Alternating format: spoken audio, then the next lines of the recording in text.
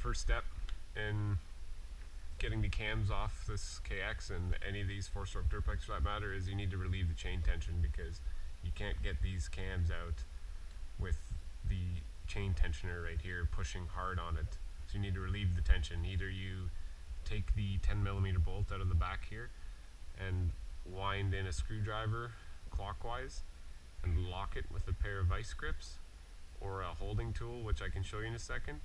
Or what I'm going to do, I'm just going to take the tensioner right off, because I knew I'd have to be doing this. This is a brand new tensioner, and I didn't bother putting on the gasket underneath this just yet, because I knew I had to reshim the valves anyway. So I'm just going to take the tensioner out in this situation.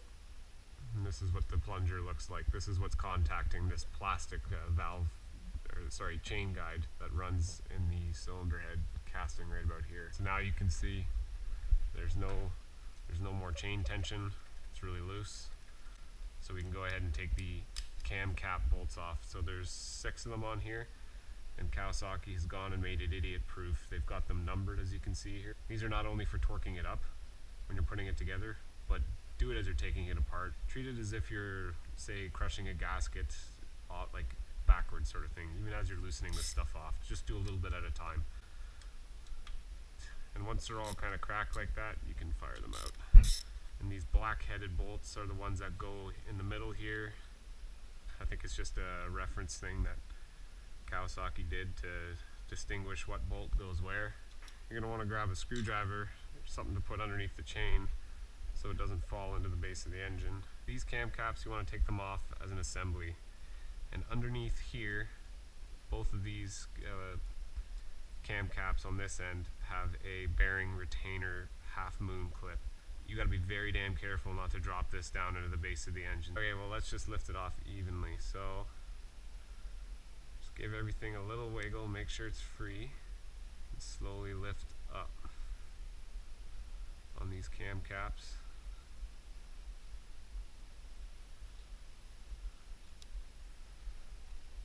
Just like this. As soon as I get it high enough, I'm going to pull it towards the right hand side of the bike so as not to drop those clips. Lift this up out of the way, and here it is in here. I'll leave that one in place. That clip stayed. The bearing retainer. This one didn't. You can see this one stayed is this locator dowels. This one stayed with this. That one is still in the engine, and these two must still be there as well. So make sure you keep an eye on these dowels. We're at the part where we can remove the cams now. So what you do is you lift up on the chain, take your pick. I'm just going to start with the intake. I'll lift up on the side, kind of unseat it from where the bearing sits, and just kind of wiggle yourself around until it comes off. And don't drop the chain down there. Here's where the screwdriver comes in handy. Once you get the exhaust out, I put a screwdriver or something of the sort, doesn't really matter, across so that the chain can't drop all the way down there. Time to take out the buckets that are the shims that we're going to need to change. The left side of the bike is technically within spec, but the right exhaust is too tight, and the right intake is even more so too tight. So these lifters or buckets, they just pop out. Now, as you're pulling it out, be very careful. The old shim is stuck to the bottom of it, usually just by engine oil. So you just ever so slightly pull it out, turn it upside down, and hopefully it stayed put. Up front, so that's the exhaust. The shim stays in the bucket, perfect. So let's start with the intake. Pull out the old shim, clean it off, see what we have.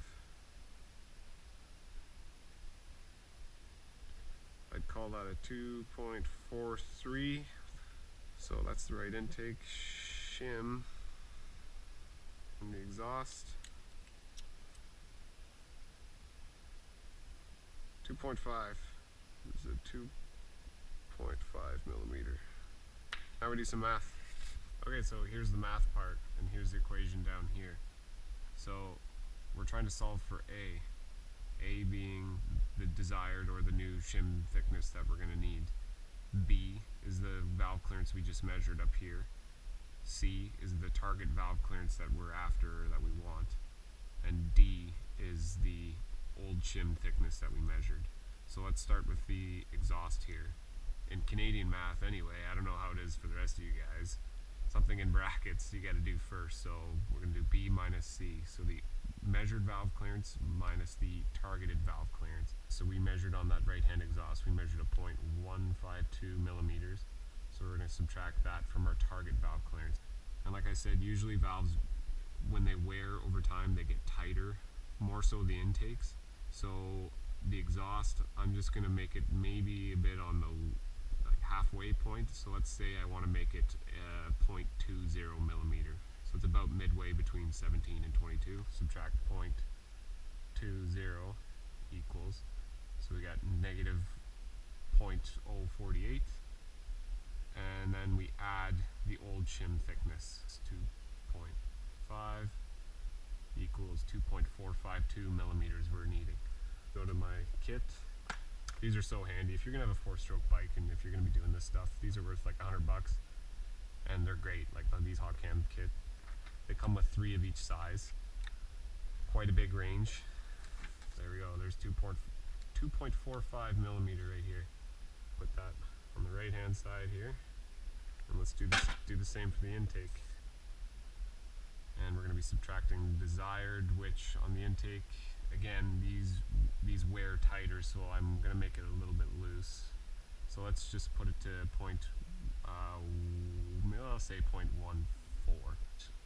1.4 equals adding the old shim of 2.43 equals, so we're looking for a shim about 2.366.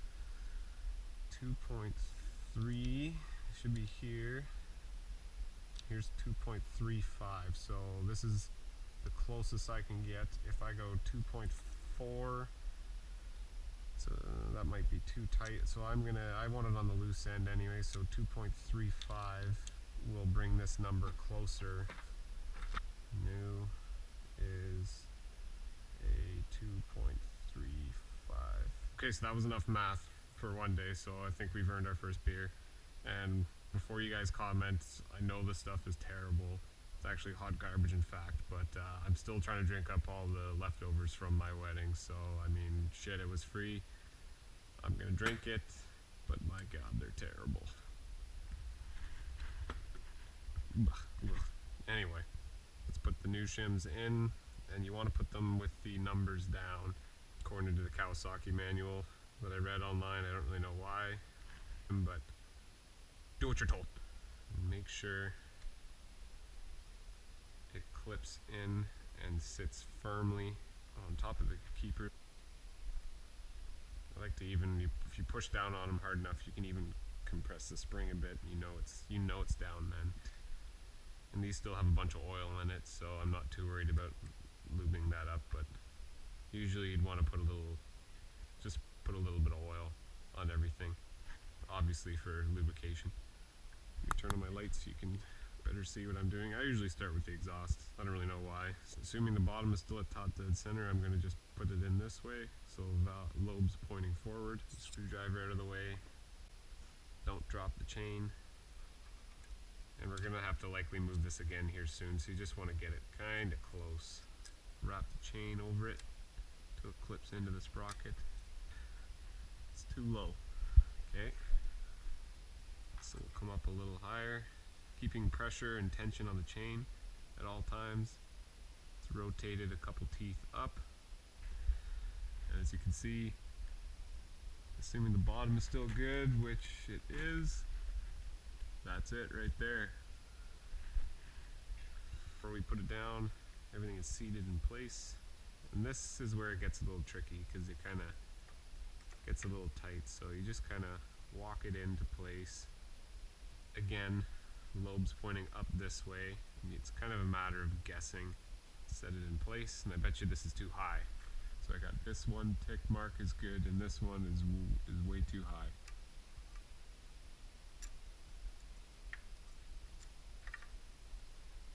There. Okay, so I can just see it here.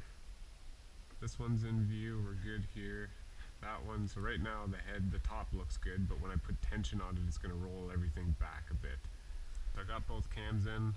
I'm using my finger to act as a chain tensioner. This one looks good, my exhaust looks good, but my intake, looks like a tooth too low with this window lined up. I took the cover off the flywheel nut here so I could spin the engine by hand. Right there. This is with the chain loose, so this one is looking a little low, and this one is too high right now. My tick mark is dead straight. And let's push in with our finger and act as a chain tensioner. Boom, that's it. That's it right there. There it is. There it is. And that's how you do that. So don't let it slip after you get it. Don't let it slip off the wheel, and let's put the cam cap on.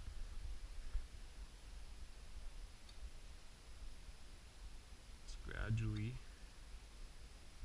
slowly push them down on their dowels, and the retainers will grab the bearing. You might have to slide the cams left and right, otherwise it wouldn't seat all the way down.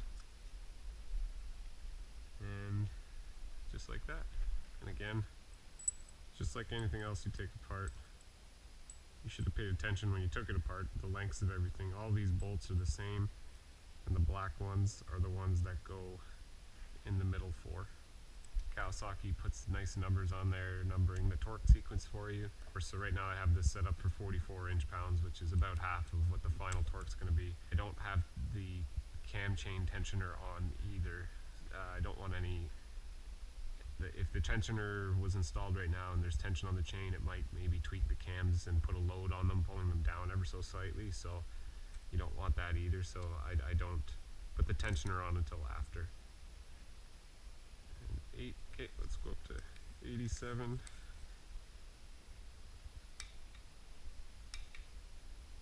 Six. And that's it. Let's start with the intake. So our old clearance was 0.076 or 3 thou. So that means the new clearance is somewhere in between a 0.178 and a 0.152 millimeter. So we're a little bigger than the spec, but I'm not too worried about that because that'll wear down, especially with people that don't clean their friggin' air filters. So let's check the exhaust. The old was a 0.152, 9 thou, or 0.229. So we should be pretty close here. Oh, that was a bit of a fight. I got it to go through, but that was a bit of a fight. Next big 10 thou, so 254. Yeah, that's tight. That's not gonna go through. So 22 would be a little. It fits, but that's pretty tight.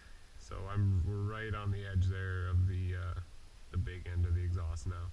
New intake 0.152 to 0.178.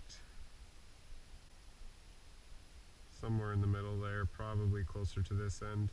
And the new exhaust, I'd call it a 0.22 millimeter. And yeah, that's it for that. I'm gonna put this tensioner back on, but first I'm not gonna just bolt it back in like this and have it pushing hard up against the chain guide. Flat blade screwdriver, put it into you'll see it, a little slot cut out, and I'm gonna turn it clockwise. Anyway, here's a little locking tool I have. It just slips in. It clips into the slot I just had the screwdriver and locks it just so. Okay. And as I pull this out, you'll see the chain kind of snap. And now we recheck our timing. My line is perfect. That cutout punch mark is right there. My line is right here. That's it, guys. Hopefully you learned something, and If not, well, shit, I tried.